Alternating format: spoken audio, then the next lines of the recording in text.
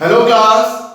तो hello class, हम लोग चैप्टर डिस्कस कर रहे हैं अपना इलेक्ट्रिक फील्ड इन चार्ज। और लास्ट क्लास पर हम लोग ने डिस्कस किया था इलेक्ट्रिक लाइंस ऑफ फोर्स। तो today will discuss in the related to electric lines of force. This is the topic electric field strength.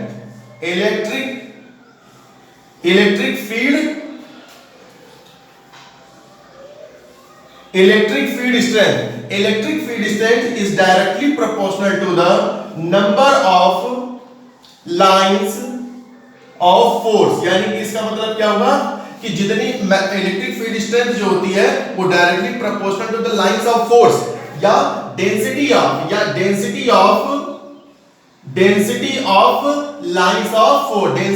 Lines of force. यानी कि जहां पर electric lines of force maximum होगा, crowd ज्यादा होगा, वहां पर हम लोग देखते हैं कि एग्जांपल के थ्रू, जैसे सपोज दैट दिस इज एक एरिया यहां पर है और एक एरिया हमारा यहां पे है।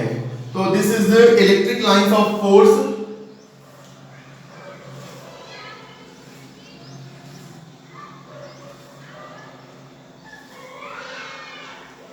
Here, so this is the electric lines of force. So electric lines of force passes through maximum. This is the normally electric lines of force cutting the unit area element normally. Here normally, but here in this area element maximum electric lines of force passes, but in this area minimum. So it means this is the strong electric field and this is the weak electric field. Okay, so now discuss the another topic. This is area vector. हम लोग हम लोगों का जो आज का topic है वो दिस इज क्या है, एरिया वेक्टर। एक्चुअल में एरिया वेक्टर, अगर मैं एरिया की बात करूं तो एरिया क्या होता है, एरिया क्या है, स्केलर क्वांटिटी। ये क्या है, स्केलर क्वांटिटी। बट हमको करना क्या है, but it is convenient to treat as a vector. बस इसको हमको क्या करना है, इसको हमें वेक्टर की तरह ट्रीट करना है। अगर हमें वेक्टर की तरह ट्रीट करना है तो हमें क्या करना पड़ेगा, late us divide the any closed area into a large number of very small area element. क्या करना पड़ेगा कि हम अगर कोई क्लोज्ड एरिया ले ले और उसको क्या करें, वेरी स्मॉल डिवाइड कर ले, very large number of very small area element, and each area element क्या करें, ईच एरिया एलिमेंट क्या होगा, ईच एरिया एलिमेंट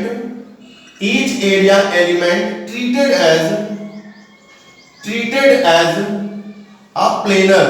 क्या हो जाएगा, each area element treated as a planar। यानी कि एरिया वेक्टर, एक्चुअल में जो एरिया क्या है, एरिया तो स्केलर क्वांटिटी है, बट हमको यहाँ पे क्या करना है, एरिया को ट्रीटेड एज अ वेक्टर की तरह से ट्रीट करना है। तो हमको क्या करना है कि अगर हमें कोई फॉर क्लोज सरफेस कोई दिया हो तो हमको क्या करना है, let us divide into a large number of area elements, very small area में large number of area element, और ईच एरिया एलिमेंट होगा वो क्या होगा, प्लेनर। क्या होगा, वो प्लेनर। और जो इसकी जो डायरेक्शन क्या, the direction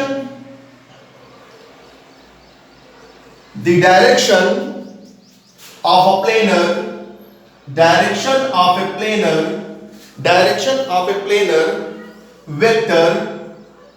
a planar vector is along its normal। अब हम लोग इसको देखते हैं। तो अगर सपोज करो कि हमारे पास कुछ इस तरीके का एक कोई क्लोज्ड सरफेस है, ये इतना बड़ा सा हमारे पास है, इसका मैं एरिया मान लूं एस है, इसका मान लूं एरिया एस है। तो मैंने क्या कहा, इसको बहुत सारे स्मॉल पीसेस में मैं क्या करूं, स्मॉल पीसेस में इसको डिवाइड कर लूं। तो मैंने सपोज करो कि मैंने एक छोटा सा क्या कर दिया, एक छोटा सा मैंने एक एरिया एलिमेंट ले लिया। तो एरिया एलिमेंट सपोज मैंने इसको कह दिया ds, मैंने इसको कह दिया ds या डेल्टा एस या ds मैंने कह दिया। This is a very small element, यहां पर मैंने इसको कह दिया। और अब मैंने यहां पे क्या कहा, the direction of A planar vector along it's normal. अब नॉर्मल, अगर मैं इसकी नॉर्मल की मैं बात करूं तो नॉर्मल तो एक ऊपर भी ऐसे होगा और ऐसे भी होगा। तो यहां पर हमने क्या किया, बाय कन्वेंशन, हमने क्या किया, bye convention the vector associated, bye convention the vector associated with area element of a closed curve या surface is taken to be outward drawn normal। तो हम लोग क्या करते हैं, हमेशा क्या करेंगे, जो भी एरिया एलिमेंट होगा उस पर क्या होगा, हमेशा आउटवर्ड नॉर्मल को हम लोग लेंगे, डाउनवर्ड्स को नहीं लेंगे, क्योंकि नॉर्मल हमारा क्या हो सकता है, आउटवर्ड भी हो सकता है और डाउनवर्ड डायरेक्शन। तो by convention we are always treated as any area element in outward direction normal. तो यहां पर क्या हो गया, ये दिस इज, यहां पर क्या हो गया, ये नॉर्मल हो गया। ओके, अब मान लो अगर इस तरह का रिटर्न ना करके हमारे पास कोई सरफेस इस तरीके से हो, अगर इस तरीके से, इसको भी क्या करो, एक स्मॉल नंबर में क्या कर दो, इसको स्मॉल नंबर में कोई इस तरह से इसको कर लो। तो इसको अगर स्मॉल नंबर में करोगे, इसको कई सारे पीसेस में होंगे, तो यहाँ पर ये हमारे पास एक छोटा सा क्या कर लिया, ये तो पूरा एस है, मैंने इसको मान लिया डेल्टा एस। अब मैं इस पे क्या कर दूंगा, एक नॉर्मल ड्रॉ कर दूंगा, क्या कर दूंगा, एक नॉर्मल ड्रॉ कर दूंगा, और जो ये नॉर्मल होगा क्या होगा, यूनिट वेक्टर, यानी यहाँ पे क्या होगा, यूनिट वेक्टर। एन क्या है, n cap, n cap as a unit vector perpendicular to the area element surface, area element surface में क्या होगा, यहाँ पे होगा। ओके, तो हमारा ये चीज हमारा हो गया, और हमें पता है कि यूनिट वेक्टर की वैल्यू कितनी, यूनिट वेक्टर मतलब क्या होता है, यूनिट वेक्टर का मतलब होता है वेक्टर अपॉन मॉडुलस। सिमिलरली अगर मैं यहां पर डिस्कस करूं n इज इक्वल टू, और यहां पर हियर, तो यहां पर अगर ये हो गया delta s upon delta s, तो यहां से एरिया वेक्टर, यानी कि यहां पे ये क्या हो गया, एरिया वेक्टर, तो ये क्या हो गया, delta s is equal to n cap delta s। Here this is the delta s, this is the area vector, ये क्या है, एरिया वेक्टर, ये क्या है, एरिया वेक्टर। और where n cap क्या है, n cap is a unit vector perpendicular to the area element surface, perpendicular in outward। और delta s ये क्या है, element, this is the magnitude, ये क्या है, magnitude of the area, magnitude of the area element। तो इस तरह करके हम लोग इसको ट्रीट करेंगे। तो इसका मतलब क्या हुआ कि अगर हमको इसकी डायरेक्शन मालूम करनी, तो डायरेक्शन के लिए हमें यहां पे एक रूल है।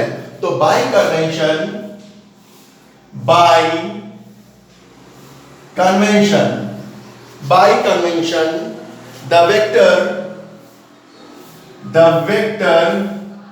associated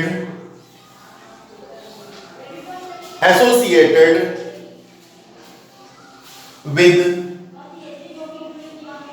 every area element of a closed surface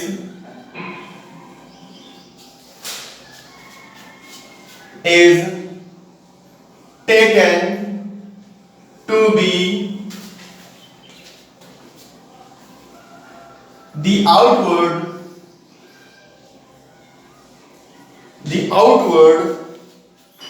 drawn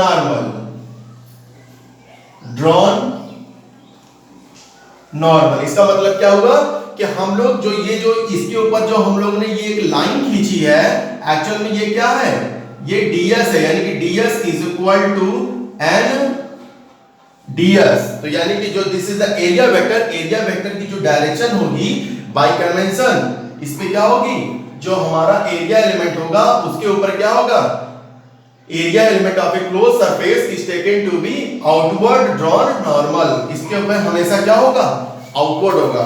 तो this is your area element. Now this the another point, this is called electric flux. हम लोग जो अब नेक्स्ट टॉपिक पढ़ने चल रहे हैं उसका नाम है इलेक्ट्रिक फ्लक्स। अब यहां पे जब हम लोग यहां सुन नया वर्ड टॉपिक है, इसका नाम है इलेक्ट्रिक फ्लक्स। इलेक्ट्रिक फ्लक्स, तो हमें भी इंपॉर्टेंट बात ये कि ये फ्लक्स क्या होता है। जो फ्लक्स का जो मीनिंग होता है, फ्लक्स का मतलब होता है फ्लो। क्या होता है?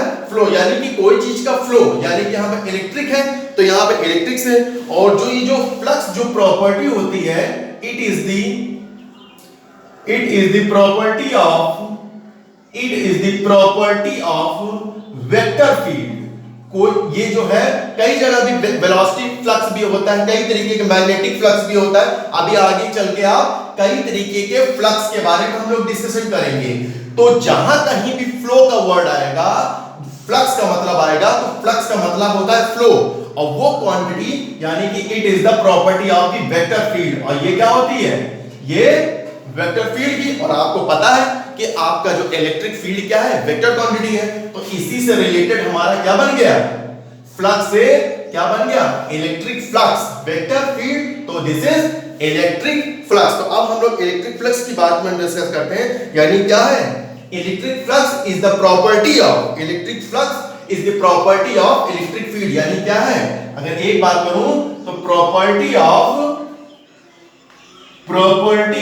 इलेक्ट्रिक फील्ड, ये क्या है? इलेक्ट्रिक फील्ड की प्रॉपर्टी है इलेक्ट्रिक फ्लक्स। यहां पे तो इलेक्ट्रिक फ्लक्स क्या होता है? एक्चुअल में जो इलेक्ट्रिक फ्लक्स, अभी हम लोगों ने जो एक यूनिट एरिया एलिमेंट पढ़ा, तो उस एरिया एलिमेंट से how many number of electric lines of force passes through normally, कि कितनी लाइंस को ये मेजर्स करता है, how many lines it passes through the unit area element, जो हमारा एरिया है। तो क्या हो गया? The electric flux through a given area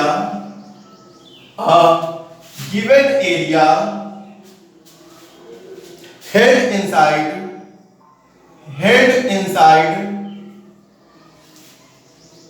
an electric field, किसमें हो?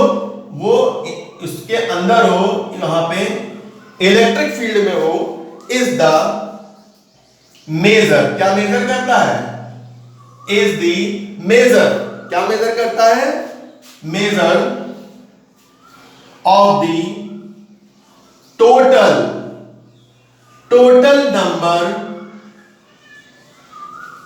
Number of electric lines of force passing normally that area. तो क्या हो गया? यानी कि उस एरिया एलिमेंट से कितनी लाइन से पास करती है, दैट इज यहां पर इसके बारे में हम लोगों ने डिस्कस कर लिया। तो हम लोग इसको देख लेते हैं। यानी कि अगर मैं क्या करूं, एक एरिया एलिमेंट अगर मैं यहां पर इस तरीके से ले लूं, तो ये क्या है? ये यहां से लाइन क्या हो रही है? ये लाइंस क्या हो रही है? ये लाइंस पास हो रही है। ये क्या है? Electric lines of force. ये यहां पर इलेक्ट्रिक लाइंस ऑफ फोर्स यहां से पासेस हो रही है। तो अगर ये लाइंस यहां पासेस हो रही, तो अगर मैं इस तरीके से यहां पर इसको बना लूं यहां पे कि यहां पे क्या है? ये electric lines of force passes हो रही है। और इसी में यहां पे क्या है? अगर मैं इसको ट्रीटेड कर दूं delta S, this is a very small element, तो इसका मतलब क्या हो गया? ये एन कैप यानी कि नॉर्मल, इसके ऊपर क्या है? ये एक इस एरिया एलिमेंट के ऊपर मैंने क्या किया? एक नॉर्मल ड्रॉ किया। तो इसको मैं ऐसे भी एक ही लाइन में कर दिया, मैं इसको ऐसे भी कर सकता हूं। ठीक है? तो इसका मतलब क्या हो गया? नॉर्मल ड्रॉ कर दिया मैंने इसके ऊपर। और जो अभी हम लोग ने इसके बारे में डिस्कस किया था, तो दिस इज ये क्या है यहां पे। और अगर मैं देखूं कि इनके और इनके बीच में एंगल कितना है?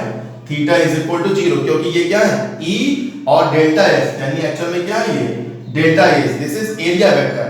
और नॉर्मल, ये जो नॉर्मल और क्या है रेडियली आउटवर्ड होने, इनके बीच में एंगल कितना है 0 है। तो उस कंडीशन में जो इलेक्ट्रिक फ्लक्स होता है कब, जब electric field of lines of force और क्या है एरिया वेक्टर के बीच में एंगल कितना बने 0 डिग्री का बने, तब उस कंडीशन में इलेक्ट्रिक फ्लक्स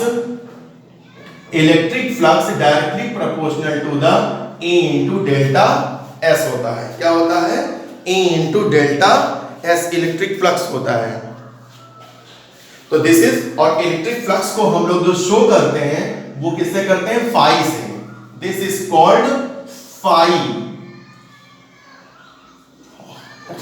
ओके। तो फाई, और क्योंकि इलेक्ट्रिक है तो phi is equal to E delta S, where E is electric field और डेल्टा S यहाँ पे क्या है, डेल्टा S यहाँ पे क्या है area, magnitude of the area element. But अगर मैं तो यहाँ पे अगर जरा सिचुएशन को चेंज कर दूं, अगर मैं यहाँ पर सिचुएशन को चेंज कर दूं क्या हो, अगर वो जरूरी है कि यहाँ पे हमेशा इलेक्ट्रिक फील्ड ऐसे ही ये यहाँ से पास करे, तो अगर मैं यहाँ पर एक दूसरी कंडीशन यहाँ पर इस तरीके से लूं, यहाँ पे ये यहाँ पर एक हमारे पास एक एरिया एलिमेंट है और इसमें क्या है इलेक्ट्रिक फील्ड की डायरेक्शन कैसी है, इस तरीके से यहाँ पर जा रही है। तब अब क्या करेंगे, तो अगर मैं इस तरीके की कंडीशन होती है तो क्या होगा, अगर मैं इस एरिया एलिमेंट को फिर से अगर मैं यहाँ पर अगर इस तरह ड्रॉ करूं तो इलेक्ट्रिक फील्ड की डायरेक्शन कैसी है, इलेक्ट्रिक फील्ड की डायरेक्शन यहाँ पर किस तरीके से है, इस यहाँ पर इलेक्ट्रिक फील्ड की डायरेक्शन यहाँ पर इस तरीके से है। अब मैं क्या करूं, यहाँ पर कहीं भी इस पॉइंट से क्या कर दूं नॉर्मल ड्रॉ कर दूं। हमेशा क्या करते हैं, ये क्या है डेल्टा S क्या है, इसमें से हम क्या करेंगे एक छोटा सा यहाँ पर क्या कर देंगे, एक छोटा सा हम यहाँ पर एक क्या ये तो पूरा क्या है, ये इसमें ये तो पूरा है, उसमें एक हमने स्मॉल पीस ले लिया, ठीक इस तरह ये तो पूरा S है, एक हमने एक स्मॉल, ये पूरा S है, यहाँ पर हमने डेल्टा S यहाँ पर एक स्मॉल एरिया एलिमेंट ले लिया और यहाँ से एरिया एलिमेंट क्या करेंगे रेडियली आउटवर्ड, यानी कि जो यानी क्या करेंगे unit vector, this is unit vector radially outward, और इसके यानी इलेक्ट्रिक फील्ड और एरिया वेक्टर के बीच में क्या होगा, यहाँ नॉर्मल इनके बीच में क्या हो जाएगा, इनके बीच में थीटा एंगल होगा। फिर हम क्या कर देंगे, यहां से हम क्या कर देंगे इसके ऊपर एक परपेंडिकुलर ड्रॉ कर देंगे। जब परपेंडिकुलर ड्रॉ करेंगे तो क्या होगा, जब हम ये करेंगे तो इलेक्ट्रिक फील्ड का जो परपेंडिकुलर कंपोनेंट होगा वो क्या होगा E cos थीटा, और अगर मैं इस तरह यहाँ पर एक लाइन खींचूंगा तो ये क्या होगा E sin थीटा। अगर यहाँ पर मैं परपेंडिकुलर तो ये E cos थीटा हो गया और ये E sin थीटा। तो हमको तो क्या चूज करना है, हमको तो परपेंडिकुलर कंपोनेंट लेना है। तो परपेंडिकुलर क्योंकि हमने यहाँ भी लिया था परपेंडिकुलर किस पे, एरिया एलिमेंट पे क्या होना चाहिए यहाँ से। तो यहाँ से क्या हो गया, यहाँ से इलेक्ट्रिक फ्लक्स का मतलब क्या हो गया, इलेक्ट्रिक फ्लक्स का मतलब हो गया phi E is equal to normal component of electric field into delta S, या डेल्टा S की जगह हम ये लिख सकते हैं सरफेस एरिया लिख सकते हैं। तो नॉर्मल, तो यहां से नॉर्मल कंपोनेंट यहां से कितना हो जाएगा, जब मैं यहां पे लूंगा क्योंकि ये वाली लाइन हॉरिजॉन्टल कंपोनेंट है, तो हॉरिजॉन्टल कंपोनेंट तो हमेशा हॉरिजॉन्टल कंपोनेंट क्या होता है cos थीटा, और परपेंडिकुलर तो इसका मतलब क्या हो गया E cos थीटा इनटू, और सरफेस एरिया का मतलब क्या हो गया, सरफेस एरिया का मतलब हो गया डेल्टा S, सरफेस एरिया का मतलब क्या हो गया डेल्टा S। तो इसको हम किस तरह लिख सकते हैं E delta S cos theta, और हमको पता है क्या होता है A dot B is equal to क्या होता है AB cos थीटा। ये क्या है scalar product, this is scalar product of two vectors. तो अगर स्केलर प्रोडक्ट दो वेक्टर्स का हो तो क्या होता है AB cos थीटा। तो यहां देखो तो क्या हो जाएगा E डॉट डेल्टा S, और डेल्टा S क्या है एरिया वेक्टर है, अभी हम लोगों ने डिस्कस किया हियर। तो इसका मतलब object theta is the angle between electric field and normal vector radially outward on the area surface. तो this is equal to phi E, this is E dot delta S, और यहाँ क्या है, और अगर क्या यहाँ से ई डाल, तो इसका मतलब क्या हुआ, अगर मैं यहाँ पर डिस्कस करूं कि अगर यहाँ पर if theta is equal to 90 degree, अगर क्या हो जाए 90 डिग्री हो जाए यहाँ पर, यानी कि इसका कहने का मतलब ये हो गया कि अगर यहाँ पर इलेक्ट्रिक फील्ड की डायरेक्शन यहाँ पर या ऐसे, यहाँ पर इलेक्ट्रिक फील्ड यहाँ पर ऐसे है और यहाँ इलेक्ट्रिक फील्ड की डायरेक्शन ऐसे हो जाए और नॉर्मल ऐसे हो जाए, नॉर्मल और ये इलेक्ट्रिक फील्ड, अगर ये कंडीशन हो जाएगी तो इलेक्ट्रिक फील्ड क्या हो जाएगा, यानी कि जो इलेक्ट्रिक फ्लक्स है वो क्या हो जाएगा, E डेल्टा S cos 90, और cos 90 की वैल्यू कितनी होती है, 0, यानी कि इस कंडीशन, इसका मतलब क्या होगा, when electric field of lines and normal perpendicular to each other, then electric flux will be 0. Electric flux क्या होगा उस कंडीशन में, उस कंडीशन में इलेक्ट्रिक फ्लक्स की वैल्यू क्या हो जाएगी, 0, इलेक्ट्रिक फ्लक्स की वैल्यू 0. बट when the पहले वाले केस में, जो पहले वाली फिगर मैंने बनाई थी, when the direction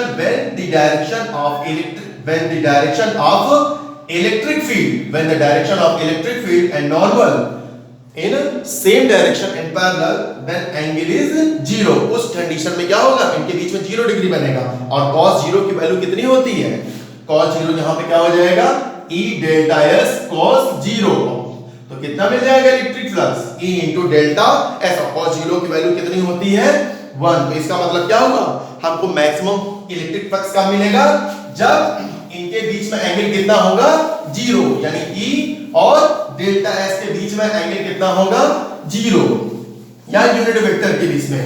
ये तो हमारी बात नहीं किसमें, यूनिफॉर्म वेक्टर में. पर in case of non uniform electric field, अगर क्या हो, अगर इलेक्ट्रिक फील्ड कैसी हो, नॉन यूनिफॉर्म हो, तो नॉन यूनिफॉर्म सपोज दैट कि हमारे पास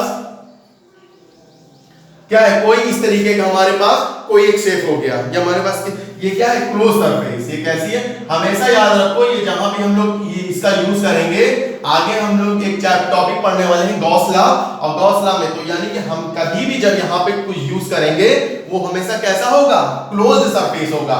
तो अगर हमारे पास ऐसी कुछ तरीके की कंडीशन हो और जहां पर फील्ड क्या हो, नॉन यूनिफॉर्म हो, अभी हमने पहले डिस्कस किया था कि कहां पे यूनिफॉर्म होता है, कहां नॉन यूनिफॉर्म होता है, एक जगह वीक था और एक जगह स्ट्रांग था.